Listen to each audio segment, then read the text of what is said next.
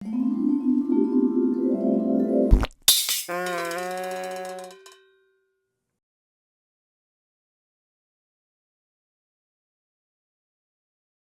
I want to take a moment tonight to address a topic that I think I might have addressed before, or at least addressed something similar in a video. Who knows at this point what I've talked about and what I haven't on YouTube. I know I'm not going to watch my old videos to find out. And what I want to talk about is this whole notion that you should never show your serial number of your gun on the internet.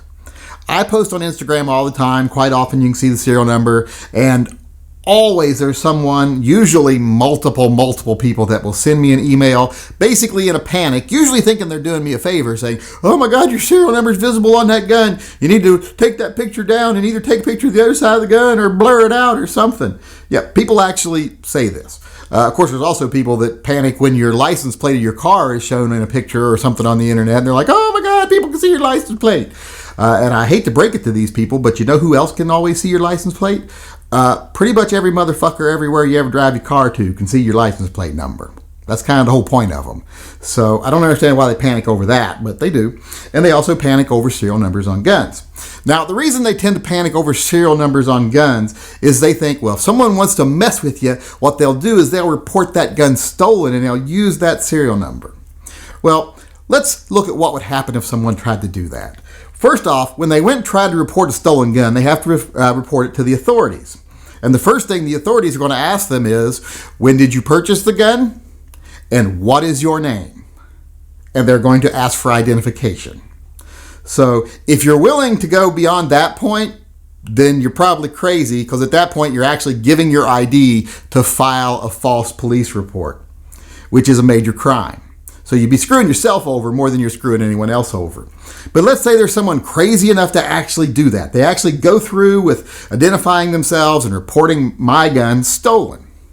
Well, what would happen? Well, if I don't ever try to sell the gun, nothing would ever happen. But let's say I try to sell it. What would happen? Well, I would go to an FFL if I live in a state where FFLs are required to sell private guns. If not, I'd just sell it to someone and nothing would ever happen. But in my state, we have to use FFLs for private transfer, so I'd have to go to one.